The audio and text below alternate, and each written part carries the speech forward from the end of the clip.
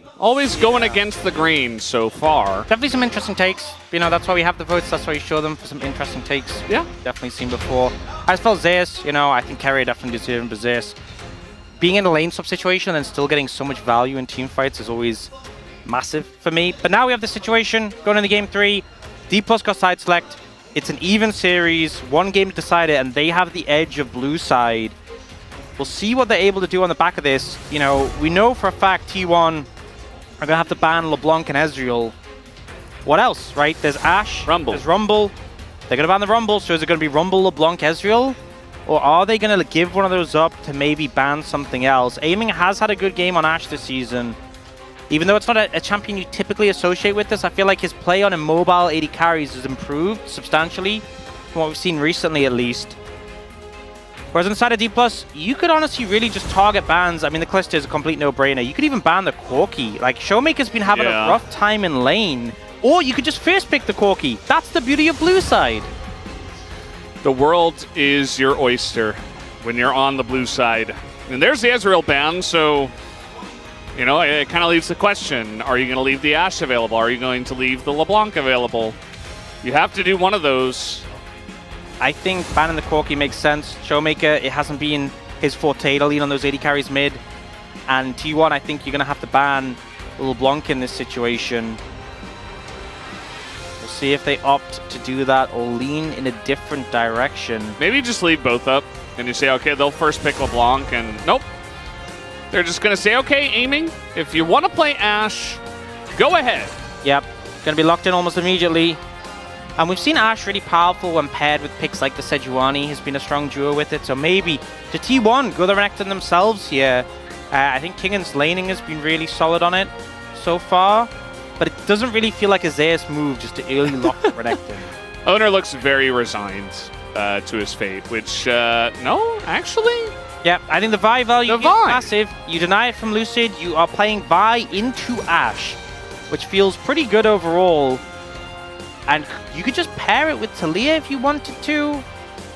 You could just pick a top laner here. You could just pick an 80 carry here. You know you're playing into Ashe. A lot of options available for T1. Don't really have to show your cards yet. But especially with all the mid lane bans, getting like Vi Taliyah at this point would be pretty strong. We've also seen like Vi Ahri be very popular recently. Vi Jhin, not on the forefront of my mind. Jhin? I mean, okay, Guma's great at it. He wants a good matchup in Ashe, and he's going to pick it very early. My surprise comes from that it comes this early, but I guess they expect a ban on it in the second phase, so they're going to take it now. But very high prio. And the Sejuani with the Ashe, I thought maybe they would take this away, but they didn't want to deal with Lucid's Vi, so they take the Vi away. But now we got Sejuani Ashe here for DK. Yeah, and maybe just the Renekton for Kingan on 3 pairs well with the Sejuani. We'll see if they lean in that direction again. But actually looking like they want to secure a pick for Showmaker. Still trying to decide, and they go for the Renata. We've seen Ashe Renata be really strong. Limits the ability for Keria to play an engage pick into that as a result. Like, you really want to be playing like a ranged harass champion. You know, Jhin Karma used to be a lane years ago. That could work into it. We'll see what Keria... I mean, it is Keria. He is known to bring out some definitely versatile Jhin picks. Yumi. Sorry. No, I mean, you know. But I think maybe we'll go for a pick. It's not going to be Yumi, but it will be an enchanter. They will go to Karma. So yeah, Jhin Karma used to be a very powerful lane some years ago. Still is. And it's actually going to be a rough time for D+ in the bot lane. He has to play Karma. Maybe he wanted to play Bard. I think, didn't the T1 skins just get released like last night? Yeah, I don't think, World skins? I don't think on this patch though yet. No, not on this patch, but... You know, it just released. I mean, Bard is good into Ashe, but this, to me, like, you trade fine as Jhin Bard into Ashe Renata, but as Jhin Karma, you should just stomp this lane. And we've seen T1's winning strategy into D+ is to just stomp the lane. Renekton getting banned, that is no surprise. Kingan will have to move on to a different pick and won't get that synergy with the Sejuani. And D+, you know, could be concerned about things like the Kennen, like the Gnar that we've seen Zeus bring out. Even the Taliyah ban could be pretty good from D+ as well. Pairing well with the Vi. We haven't seen her looking on the Ahri either. Yeah, I am very curious about what Faker is going to play because it's been a lot of Corki, a lot of Azir. Tristana before that. There hasn't been that much variety in Faker's champion pool this season. Yeah. Showmaker's been the one who showed variety, and Faker's being like, I'm going to play the OP stuff. And they banned Talia. Pretty interesting. He's playing Ahri, I guess? Perhaps, you know. Although I feel like that matchup is very playable for Ahri. We'll see. D+ might just throw another pan towards top lane. Yeah. In this situation, if they are concerned about the Gnar. But then again, maybe they want like T1 to pick mid on 4 and then they pick Gnar. But I think it's so risky against Zeus. He is the sort of player who'll just bring out strong counter picks. And they actually go for the Orianna ban. We did say BDD play this to great effect. But I don't think an Ahri pick is very much a surprise. Great dive, buddy, with the Vi. And, you know, Karma can shield you all up. Jhin can ult for the backline. You can understand how this comp wants to play. And D+ comp so far is very much, we're going to kite back and play Peel for our Ashe. So with that in mind, you know, the TF could make sense and lean to that play style if that's something they want to bring out. Point-and-click CC, definitely high value. Yeah, it's mid and top. There's that Gnar blind you were saying. And they do get it. And I feel like King and Gnar has been pretty strong so far this season, so I feel like he'll be very happy to get that. Would it be crazy to even say something like a Sylas? We've seen Sylas Ahri so many times, some good ults to steal. Look at his face. He might do it. They've left this pick till the last minute. Maokai mid. Oh! Ox with the soul read. And now, Zeus is undoubtedly going to take a top laner who's going to bully the Gnar. We'll see what they opt to go for. Look at the chef we haven't seen for a while. The Yone would be sick, but I feel like it's probably going to be a ranged pick. Just to have a really stable, safe laning phase. It's been Zeus' hallmark recently. Play Draven. Oh, oh, this is sick actually if they go to Camille. You know, Camille, no, we've talked about this being a good matchup for Camille, but it's been such a long time since it's been consistently picked. But the dive threat from Camille via Ahri, the Jhin over the top, aiming's going to have a rough time. And yet, you look at the composition, right? You have the lockdown from the top side, a lot of CC, a lot of bruiser bulk, and then you have the Renata to peel for aiming. This is a protect the president composition against a composition for T1 that is designed to kill aiming. Yeah. And it'll be interesting to see how they balance against each other. It's funny, Amy has done a really good job of making himself the president. Almost by force. He's like, no, I am the president. No, I don't think president does it justice. You got to remember, he is the gold king. He is royalty, not just a democratically elected leader. Yeah. He said, I am the king. It's my birthright. Give me all your gold to protect me. I guess if you do take it by force, well, not much of a president. Enough about that. As this says, are we losing today? Win. We're winning. He's holding a sign that says, no, we win. And that's the hope. You know, I feel like simple. Both teams, massive fan bases. The crowd has been going pretty crazy so far. Crying fans already. And the series hasn't even finished. After game 1. Yep. So I definitely expect some waterworks after the result of game 3. Either way, this would be a huge win for T1 to climb their way up the ladder. D+ trying to hold on to a really strong season so far. Well, that's a lot of dive and pick. We'll see if it works for T1 here as we hop into the rift for game number 3.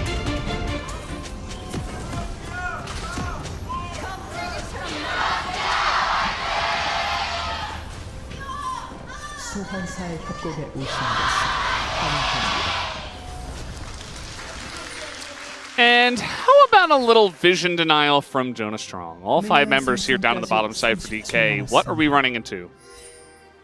I like how he keeps us on our toes as much as the players are, you know? Yeah. We don't get that observer vision, that safety.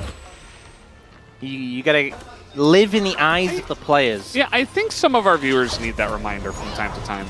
Because sometimes when you have the full vision, some players can look very silly doing things without vision. But you gotta realize, playing a game of League of Legends, there's fog of war. Yeah, I feel like there's scenarios where it's like Jaws looming and you see someone coming from the fog of war. And it's like, there are obvious ones, sure, but also it's so different, obviously, having your own perspective and having to deal with things. You know, if a Camille just flies out of a brush and you have 0.2 seconds to react. Why didn't he flash it? God. God, when I slow this down to 0.25 times and replay it and watch the play, it looks so easy to flash. With vision? With vision. Yeah. Just the reminder every once in a while. I think Jenna Strong is, and our entire observing team, by the way. We had Kisan on the space with us last week. Shout out to him as well. They do a fantastic job.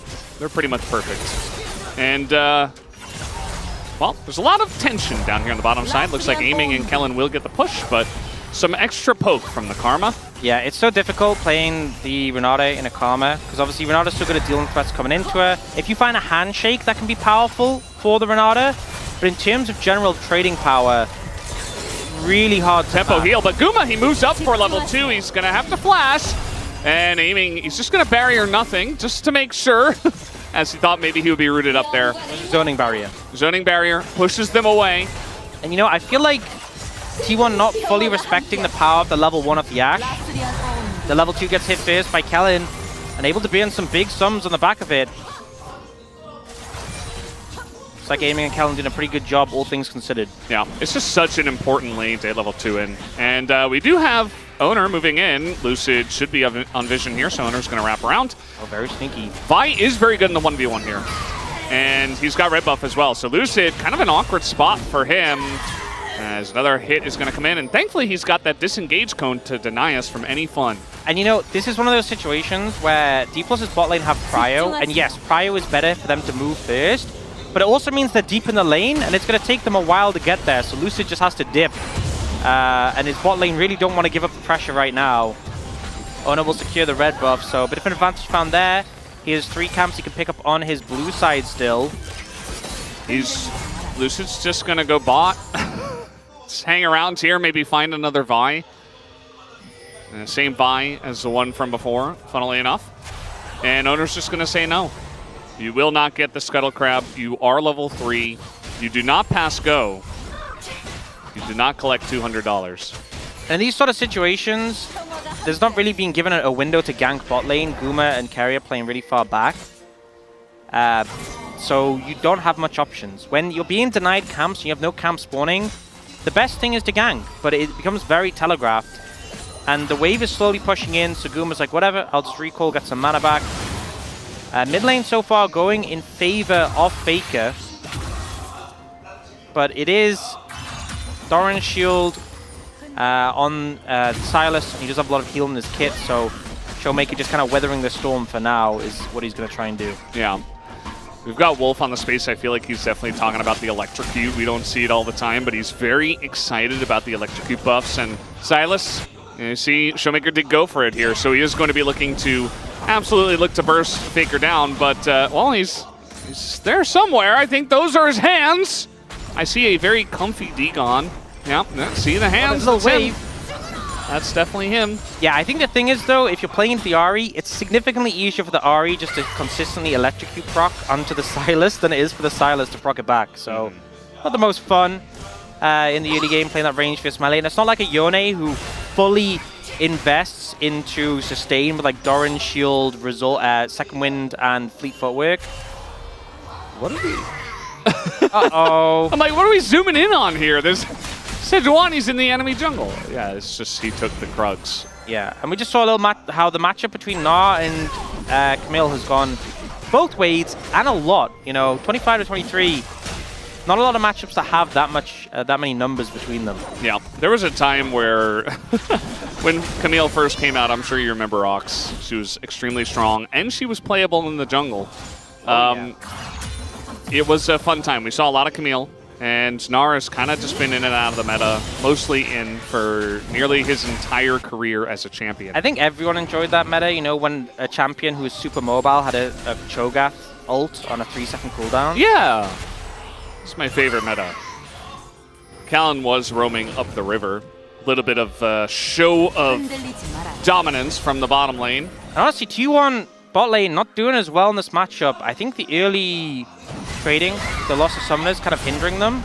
Oh, nice interrupt there from Lucid. Yeah, Lucid's up a level, so you can see he's definitely feeling pretty comfortable, especially because of his bot lane situation, but it actually does get pushed into them. Also, his mid lane is kind of not great here. Showmaker, yes, he does pick up the Silas, but this landing phase is rough. Yeah. Really rough. Definitely playing for the skirmishes more so, and T1 just going to look to pick up this dragon early.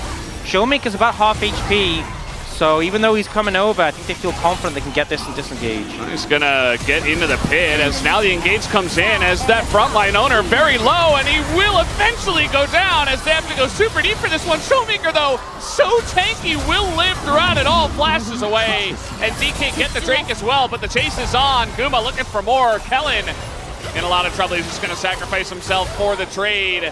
But DK, they get first blood and the Drake, so they should be happy with that. And they can be happy with that one, and they just dove straight in on Oner, eliminate him from the play. The power, you finally get to see a melee champ with Sejuani, who's good at proccing a passive. I feel like so many games we've just had all ranged for Sejuani.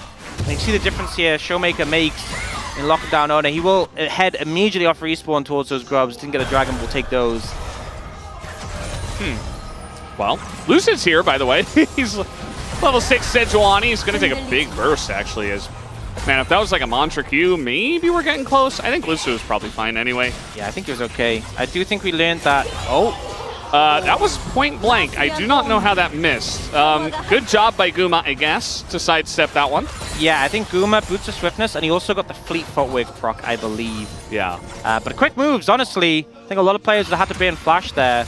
I don't even think it was a bad attempt from aiming, just I guess Guma is that guy. He's just that fast. That is the power of Jin. Very, very fast. Too fast. Said before. Oner is taking the blue buff. And he will definitely get it, right? Definitely, kind of, probably, maybe get it. Okay, well, he has to smite it now. Okay, there it is. And Lucid will spot the controller. Lucid didn't see the whole fiasco with the aggro, only we did. So Lucid's like, oh, wow, really smart. You came in and stole my blue, nothing went wrong. And we're like, yeah. Wow, Oner's really respectable and is a great jungler and never messes anything up. I know, and it's like, hee hee. Oopsie daisy. It's fine, he got out. This is like the most, I feel like that ward is such a common one for TPs, but D+ just immediately sweep it out like, nah, none of that. Yeah. This is Mega Gnar, so I'm just poking him down a little bit. Yeah. Wow. Huge damage. Meanwhile, nobody's bought, so some plates. This is the viewpoint plate, and the thing is, Showmaker's low on health, but it's a Silas, and he's not that low. He finds his angle, follows up with Lucid, and with the Ariel as well, the chain CC is just so hard to deal with. And then the disengage there. I think Showmaker might have died, but Guma had to reload at one point. Really unfortunate. Yeah, he's reloading here. Kellen finds his call and he's like, I'll clear the control ward, that's what I'll do. But doesn't get there in time, sadly. His inner support, just like, I have to do it. Yep. Well, we're trading plates here. Meanwhile, Zeus is mid. He's like, no, there's no point for me to be bought. Here comes an arrow. That is going to hit Faker here in mid, who is in a lot of trouble. Oh, he threads the needle, but Faker, he gets stuck, but he's still alive, and they turn it around. It's a 3v2, and that's a couple of kills for T1. You see Lucid very unhappy. Oner is, well, he's... Wait, how's he out? Wait, what? How did King not kill him? Such a frustrating play for D+ there. That looked like, by all accounts, that was a winning play. Everything landed. Everything. And yet they end up losing out T1 with a miracle defense of Faker. Come in clutch there. I feel like it's hard to fault D+. Like, I think this was a good play, but just T1 played it better. The ult comes down on a Faker. They commit heavily. The fact that this stun lands, beautiful from Showmaker. But the charm from Faker on the retreat stops Showmaker from pressing ult. They kill off Lucid, and then Kellen gets him under the tower. The charm again. Man, Faker getting some humongous value there. Yeah. And it's funny too, he's just sitting on, he had only Malignance and a Doran's Ring. And he's like, no, I'm just rushing this item. I'm totally fine. No boots needed. He does get it now. He's got a Dark Seal. But yeah, just insane value. Yeah, I mean, that's the thing. You have great setup with a Camille and a Vi when it comes to the Ahri. We talked about how strong that's going to be. But if you can just blind fire, hit the charms on your own, then, you know, you're just going to carry the game. That's how it works. Yeah.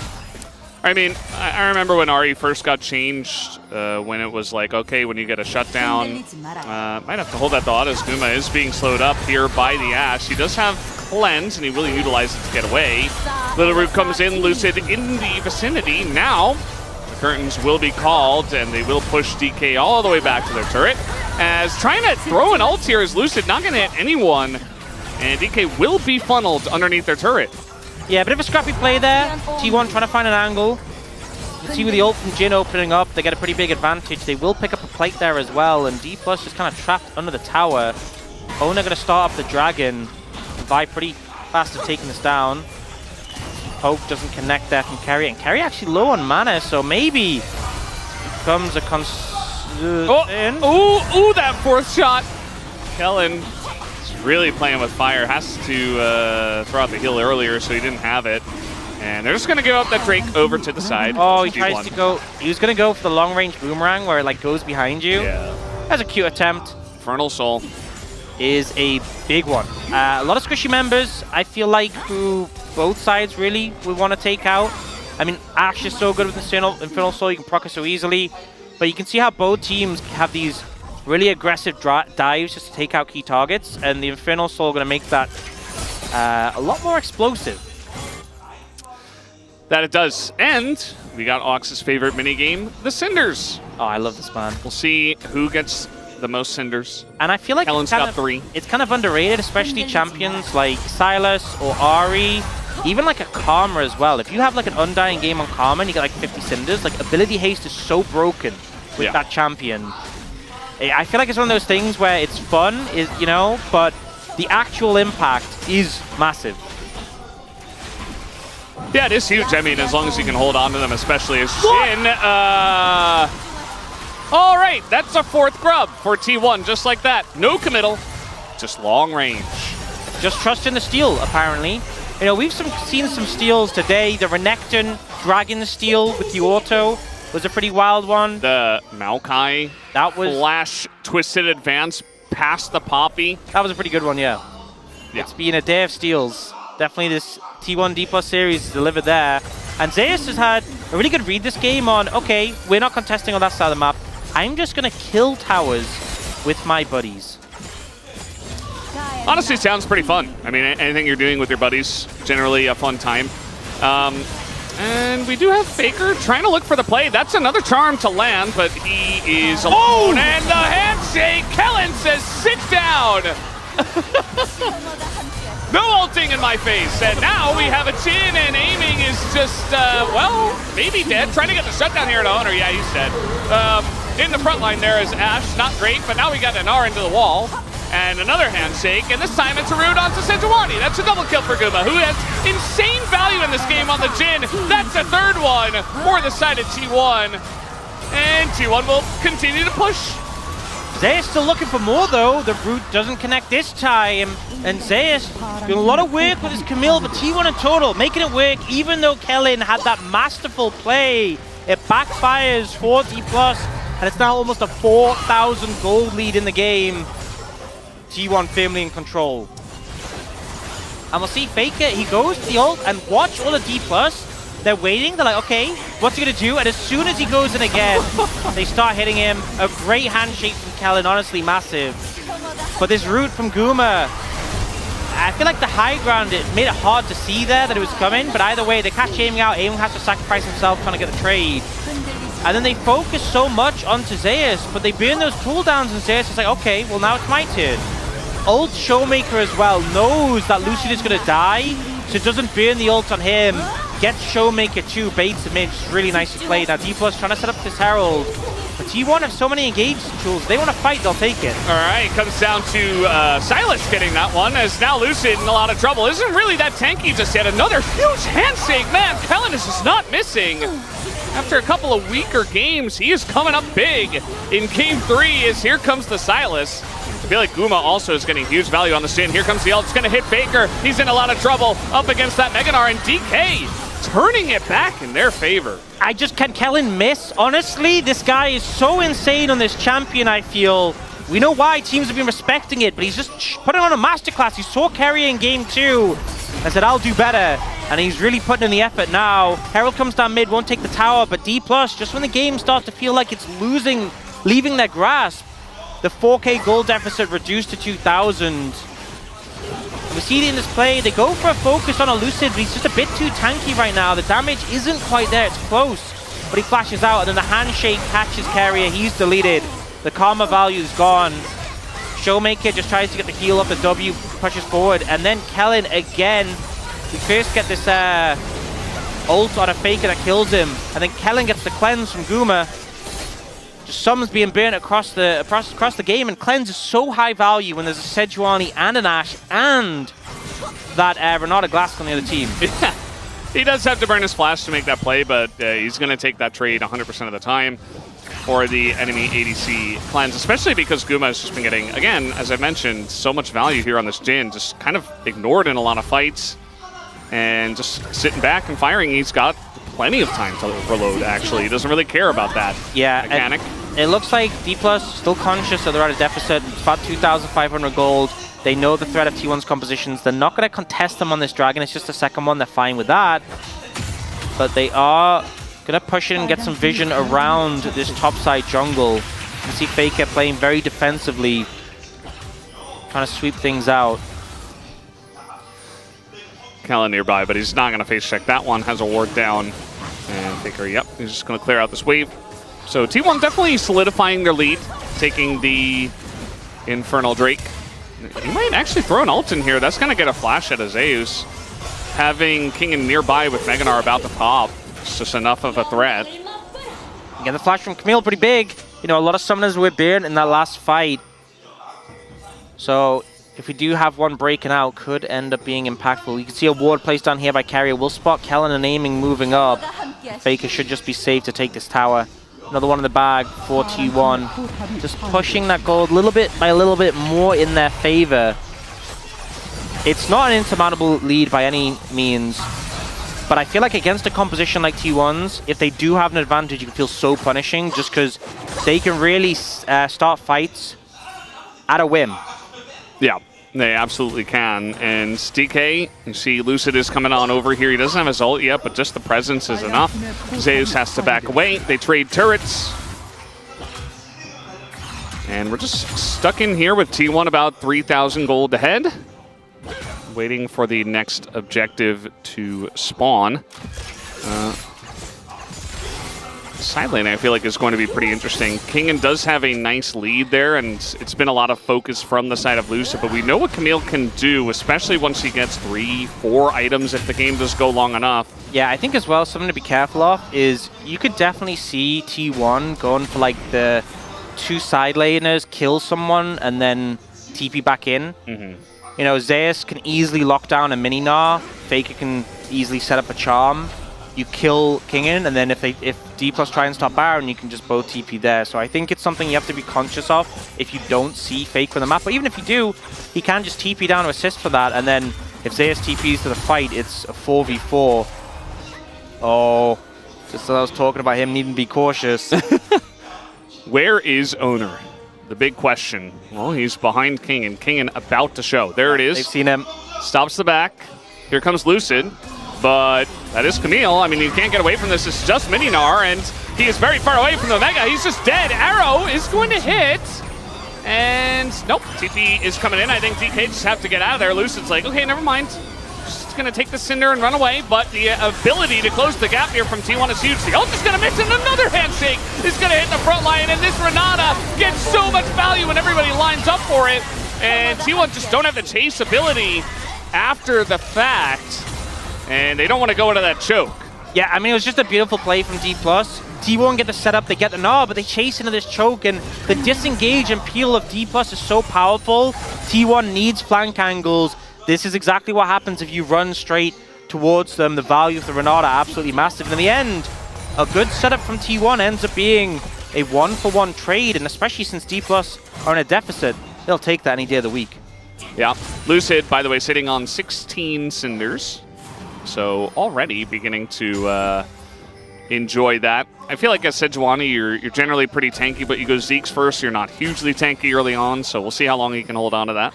Yeah, and this initial play, really nice, and I think you can honestly be happy with it and just disengage in the situation. You see the arrow hits, and that's when they're like, okay, we gotta fight in live. That is a caught Keria. That's just karma. who, when she's caught, she just kind of dies. I thought you were saying that's karma from getting POG game 2. D+ for punishment, you know. Punished. 100%. Yeah, so we'll just find him in the jungle, and the power of this Silas Sejuani, we've seen it, little bits of it throughout this game, but you can see how effective it can be if they lock someone down. The layering of CC between the knock-up, the Silas stun, and then obviously the Sejuani passive. Didn't even need the ult. And it is very hard for D+ to approach now. Vision getting cleared out. Looking for angles. And they still have that Ash arrow. If someone steps up, if someone's in the wrong position, it's an easy pick for D+. Yeah. I like that T1 stay calm, but this is how Keria gets caught here. Just trying to get Baron vision. The problem he had here is he didn't wait for Oner, and he also was concerned that Baron was being done, so he ran for the deep vision. He was like, I need to get a ward on Baron now. I can't safely move up and push vision forwards. I don't have my jungler to back me. And so as a result, you know, if they'd been on Baron, that would have been 100% the right play. But I don't know if you know this, Keria can't see everything we can. Yeah, looks very silly when we see, you know, DK closing in on him as he's sprinting towards the Baron pit where nobody's doing anything. T1 trying to get in here on the second Infernal Drake of the game. That would give them Infernal Soul point, and as DK, you kind of have to deny this one if you can. Yeah, no. Charm gonna miss. Faker in a bit of trouble. Does okay. He's fine actually. Just gonna Spirit Rush away. But now he's on the opposite side of the fight. So yes, he's okay and he will live, but can T1 actually fight this one? As might just come down to a flip, and Oner is going to steal it away, but now Faker! Oh, he's gonna get away with the Dar into the wall. Down he goes. As DK finally closes the gap, but now very low health bars here on the side of DK. In goes Zeus, and he just murders Showmaker. Down he will go, and Zeus is totally fine. They get in that back line. The Vi is able to lock down aiming, but he gets the reset. But look at the health bars and the chase potential of T1. They shut it down in a big way. D+ not able to disengage. The Jin'll value is massive. And Gumas, look at the fourth shot. He gets it in the bag. Dragon secured. Team fight win. Zeus going to TP in for the Baron. And T1 getting everything they asked for out of this fight. We'll see the replay. You know, they force Faker's ult early, which is pretty nice because it means it's going to time out if the play goes long. So T1 are rushing the Dragon here. The Mega's ready. It comes down to just a smite flip, and Oner able to secure it. And then they all jump on a Faker, but he lives for so long. They commit this, but Oner flashes out, and now everyone got so low from this damage. You can see Keria just firing Mantra Qs in, and the Renata ult so slow to interrupt the Jhin. Zeus kites away on low health. They get into aiming, and everyone ends up so low. He gets the reset from Renata, but look how low he is. He tries to kill Zeus, he can't. And Guma's just free hitting him and Keria. Doing so much work in this fight. Yeah, I mean, Jhin, who's also got speed ups from Karma, who is this fed. And by the way, Keria went Mikhail's first. Now he's got Cerelius as well. So nobody's getting away from the Jhin. And in general, yeah, okay, Jhin, you know, we're not so sure. But in this case, he's 5-0-4. He's got LDR finished. He's doing damage. He is going to kill anything that comes in his way. Yeah, no Mountain Soul near the team for him to contest with. It's like 1.5 tanks. Yeah. It's not much. Feels pretty good for Jhin. A lot of damage.